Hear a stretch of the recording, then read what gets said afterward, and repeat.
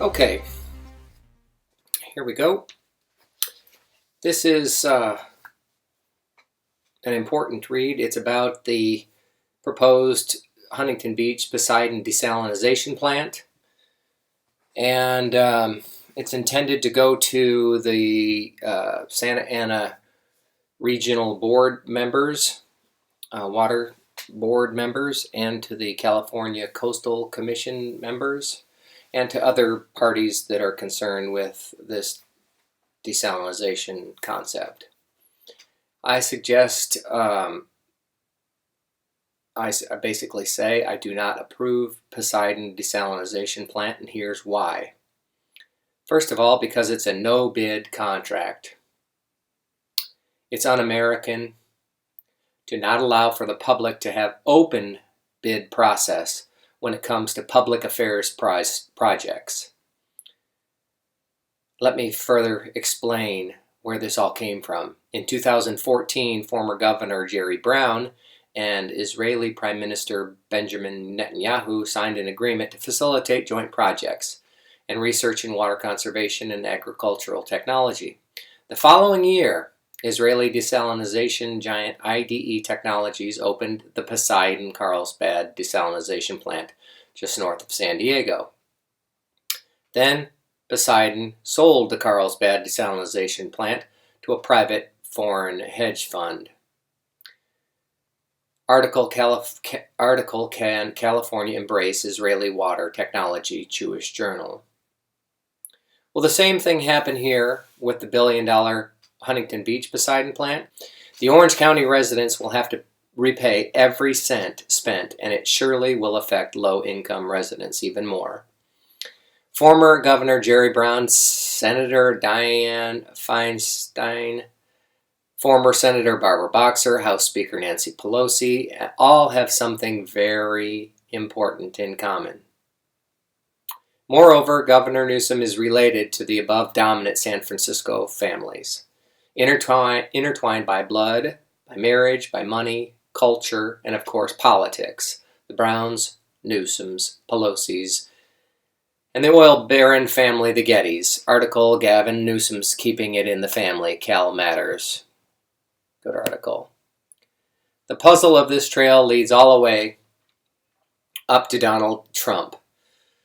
Actually, this project made it to Trump's top 50 goals in large part due to his multi-million-dollar campaign donors like the likes of Las Vegas casino mogul and Zionist Sheldon Adelson, donating $26 million to Trump's campaign.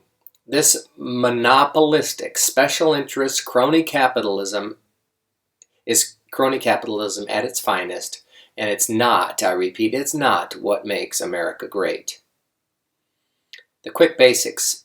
There's little, if any, demonstrated need for Poseidon's water. Very few buyers are interested. Pollutes and kills marine life, plus threatens Orange County marine sanctuaries and groundwater. Costs a fortune. The Poseidon proposal does not meet state requirements for desalination plants. Questions for Santa Ana Regional Board members and California Coastal Commission members and other parties concerned. How many videos have you seen of underwater brine disposal outflow pipes releasing the brine from large desalination plants? How many underwater videos have you seen? I've only seen one for about 10 seconds. That's all I could find.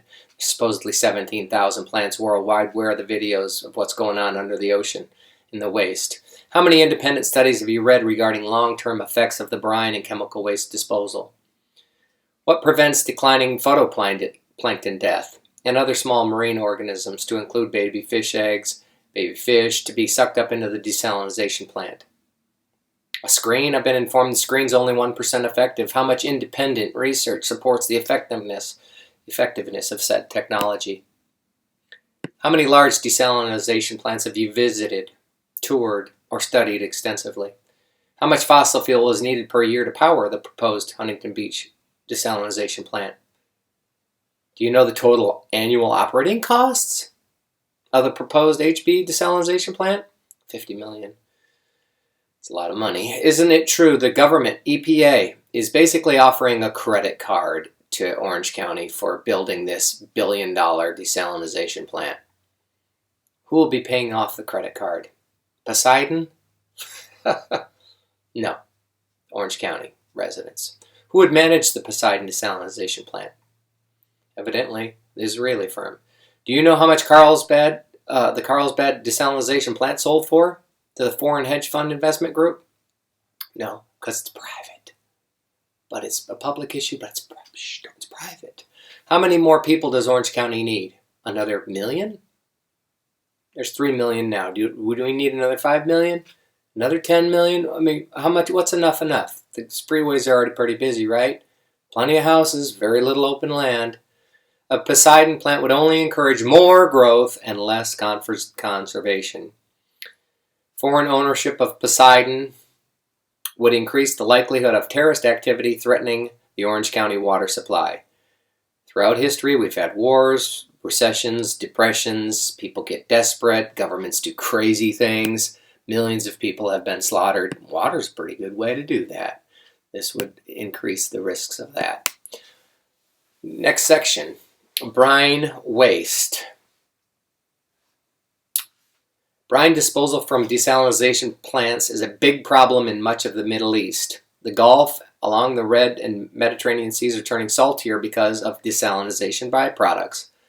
And the region is the epicenter of desalination worldwide, with the United Arab Emirates, Israel, Saudi Arabia, Kuwait, Qatar, Bahrain, Oman making up 70% of the global desalination capacity. This brine is twice as salty as seawater, and 2 gallons of waste brine for every 1 gallon of clean water. Article, Scientific American. Is this another ASCON toxic dump in the making? Unforeseen consequences? In order to keep the membranes from clogging up with particles, the seawater has to be treated with chemicals before it's desalinated. These chemicals are then poured back into the sea. How much? I don't know. At least residues, maybe a lot. I understand there's even permit for oil to be pumped offshore. The speed of ocean currents varies, thus the rate of salt diffusion and marine life dead zone effects would vary. Evidently, there's a zone from San Clemente all the way up to Palos Verdes that would be affected by this. Over in the Gulf, a harmful algae bloom, 2008-2009, caused a massive fish kill, endangered hard corals. Do you think this kind of thing could happen in Huntington Beach? Like I said, the unforeseen consequences. Studies elsewhere have shown that brine discharge harms marine life, but little research on this has been done in the Gulf. Brine disposal also threatens future drinking water supplies. It's harder to clean the water if it's saltier. Engineer from Sweden, can't pronounce his name, says adding that to the larger amount of energy required to do so and the need to change the membranes and reverse osmosis plants more frequently increases the expense due to the increased Gulf in the salt in the area. The Gulf is already seeing lower yields of clean water produced from a specific amount of seawater and higher costs. He says, if they continue like this in the Arabian Gulf, it'll be very difficult to continue. Therefore, one has to ask, how close are the outdated intake and outflow pipe away from each other in Huntington Beach? Do we have the process of this out pipe producing this high salinity salt right out where the intake pipe comes in to the desalination plant? If so, the concentrations of water, of salt would be increased and harder for the plant to produce the fresh water. A study by the United Nations Institute for Water, Environment and Health, published earlier this year, contends that the problem of brine waste has been underestimated by 50%. When mixed with chemicals meant to keep systems from fouling, the brine is toxic and causes serious pollution. According to the president of Residents for Responsible Desalination, he's a mathematician, talked to him, 5 tons of salt per minute generated by Poseidon plant technology. Now, if 5 tons of salt per minute is generated by this technology, that is 300 tons of salt per hour. And he says it's not water weight, it's salt weight. 24/7 for 30 years. That's a huge amount of salt in one localized area. You multiply this by 18,000 different plants around the world, and it's easy to see desalination is having a major effect on our dying oceans. More about that later. Some plants around the world are actually harvesting the salt and for additional revenue, eliminating the need for that heavy concentration of salt being dumped back out into the ocean. Another solution is to dilute the brine with cooling water of a nearby power plant. Well, the power plant is air-cooled now. And the recycling plant a mile away doesn't have any extra water to share with Poseidon here. Some places use a variety of techniques for creating desalted water, including solar panels. I don't see this in the plan for Huntington Beach. That ASCON land or the shop-off land could be all turned into solar panels to help offset the energy expense, but that's not happening here. It's an energy hog. Massive amounts of energy used in desalination. One of the major deterrents for people building them. They contribute to climate change, causing greenhouse gas emissions, possibly exacerbating the local drought conditions that require the use of desalination in the first place. Is there video evidence showing the integrity of the concrete intake and outflow pipes in Huntington Beach? Have you seen any video? Could they be cracked or broken due to earthquakes or old age? And then it leads me to the volume of the plant. What's the operating sound volume of the proposed plant? At AES, it's 47 decibels at the normal operating volume at the corner of Magnolia and Banning, according to the general manager speaking at a South Huntington Beach gathering. He told me. Will the neighboring communities be bombarded with much louder noise pollution?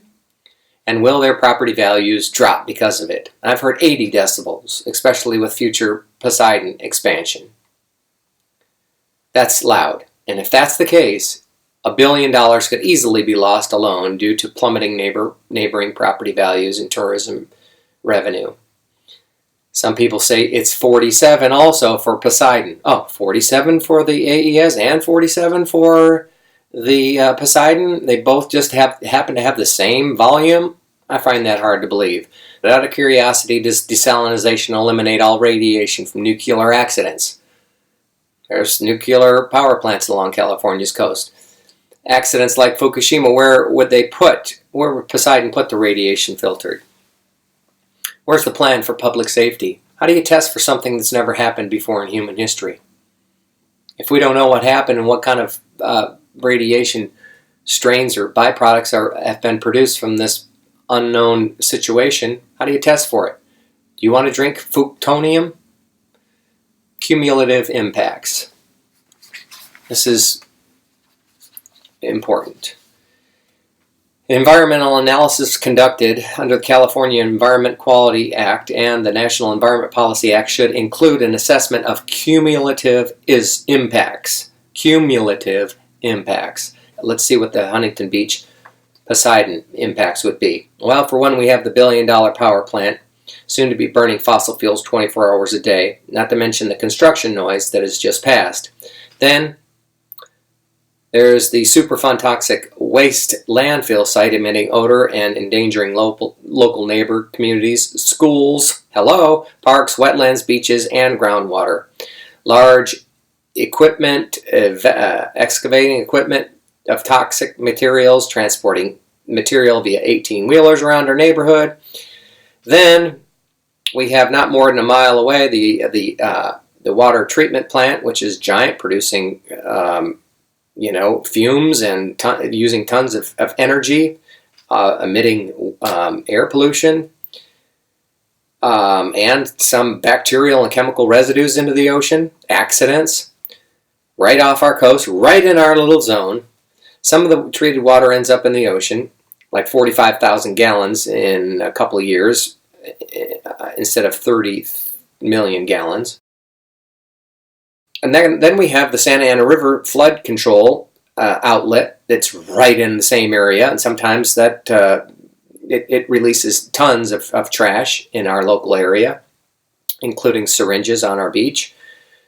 So we have that, and bacteria from God knows, like the homeless, etc. Animals that are living along the Santa Ana River Trail. And then we have the proposed 250 new homes plus a 250,000 square foot hotel with a bar and restaurant. We exactly need a new hotel here in Huntington Beach. That's exactly what we don't need. The new hotels down there hardly have anybody in them most of the year anyway, except for major event times like the air show. That's a situation right there in itself with all the noise pollution there. And then there's beach events like concerts, which contribute a lot of noise pollution. And then you add to that, we have people coming down from all over California and around the world to have beach fires, which creates at times toxic smells in our neighborhoods.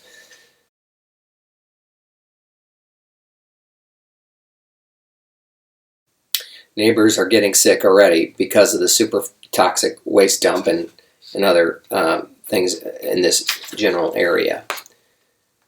Other options include improving stormwater management and harvesting from rain and snowpack, farmers utilizing drip irrigation, or offering rebates to consumers purchasing water-efficient appliances, and so forth.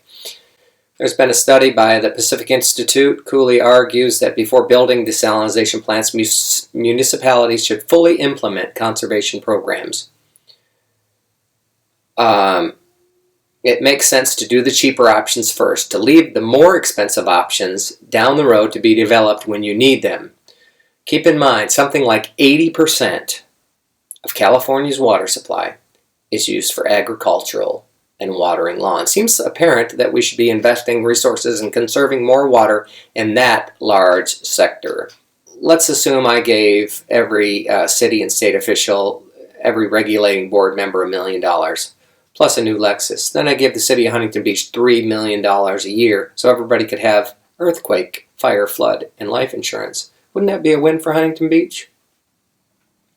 And on top of that, if I were to improve all the city streets in the area, on the sidewalks, all starting at just $15 a month for the next 150 years. Sounds like a good deal, right? If not, I'll throw in some free college, free travel. Keep in mind, I'm going to help the children and the homeless, plus I'm give some healthy donations to the fire department, schools, senior citizen groups, etc. Are you ready to approve this contract?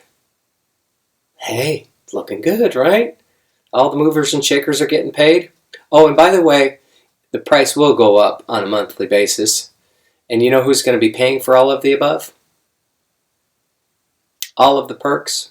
The Orange County residents. Thank you very much. That's why this is not such a great idea, especially when there's only 18 full-time jobs created for the next 27 years after the plan is built. 18 full-time jobs for something like over $1 billion investment. Ridiculous. Some think that the price is up to $1.4 billion. It could go up to nearly $2 billion. Put it on hold. Table it for 3 to 5 years. I strongly suggest this Poseidon desalination plant be tabled or put on hold until more research can be done so the general Orange County residents can be educated about the pros, cons, alternative options. Identified options that are more affordable should be drafted and employed. Furthermore, it should be put on the ballots where Orange County residents can actually vote on this important matter with the facts, not just slick Poseidon special interest Wall Street propaganda. The technology is improving rapidly, worldwide, so odds are Huntington Beach would end up with a much more efficient and cost-effective plant to supplement water supplies from an open bid process. This Poseidon gang has been trying to railroad this through for 20 years. They've spent $50 million. Some say 1.7, probably more like 50 million to 80 million. Payola, gotta grease the wheels, right? They're squeaky wheels. Temptation. I know it's tempting for board members, for Huntington Beach officials, for others, the decision makers. All that $3 million per year in taxes from Poseidon. From Poseidon. It's not from Poseidon. It's from the Orange County residents. Plus the donations going to the schools. It's peanuts. It's peanuts compared to the negative impacts generated by this plant. The $1 billion price tag, along with all of the so-called perks, will simply further tax the residents of Orange County who will be paying for all of the above.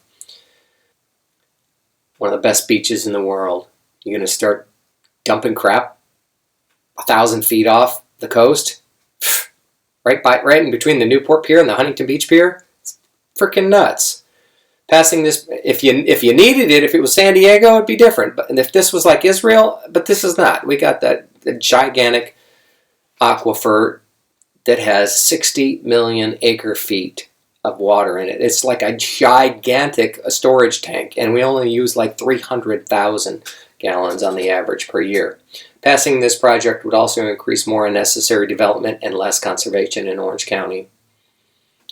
Now, let me finish it by this important information. This is probably more important than all of the above.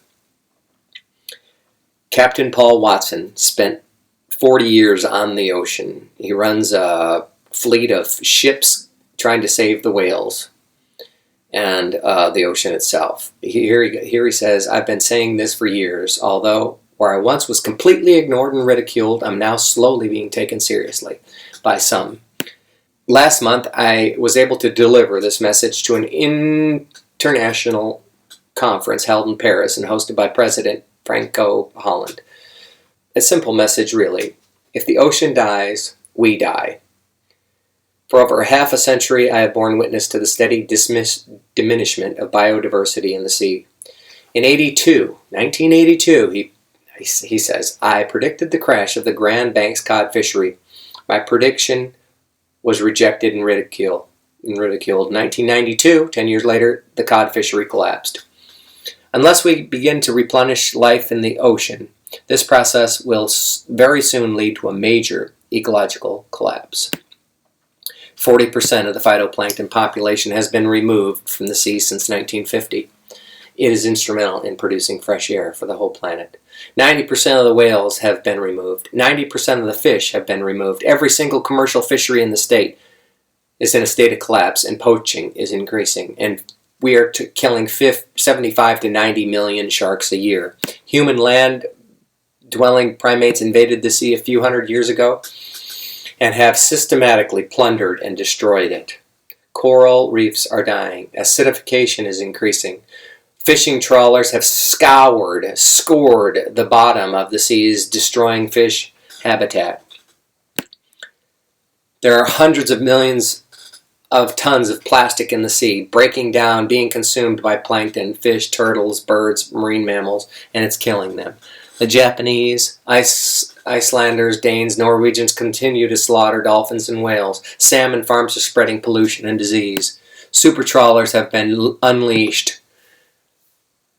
Long gill nets are being set thousands of miles, these lines and nets, every single day. Mercury, heavy metals, PCBs are contaminating all that live in the sea. Very little is reported in the media. It's hard to see the truth when Kim Kardashian's backside, keeps obscuring reality, much less the Hollywood and Disneyland effect. There are huge red tides in the Pacific and massive fish die-offs, and now whales and dolphins are dying of unknown causes. 7.5 billion, soon to be 9 billion, soon to be 14 billion. Civilization will not see the end of this century. When the ocean dies, we all die. Humanity cannot survive on the planet with a dead ocean. The question is, what are we all going to do about it? He goes on to say that is why he created the Sea Shepherd Conservation Society. It's not just an organization, it's a global movement and a message, and the message is clear. Governments will not solve the problem. Corporations will not solve the problem. Large green organizations will not solve the problem. Celebrities hosting huge fundraisers and giving money to large, non-controversial and the safe eco-bureaucracies will not solve the problem. Who will? Find a mirror and see for yourself. Sea Shepherd, a movement not just to save the ocean, it's a movement to save humanity from ourselves. Thank you. My name is Pat Riley. I'm a singer-songwriter, global health advocate, avid beachgoer, surfer in the immediate area. I've compiled this information and written some of it. So thanks for watching. I hope you appreciate it. Feel free to share it. Take care. Peace.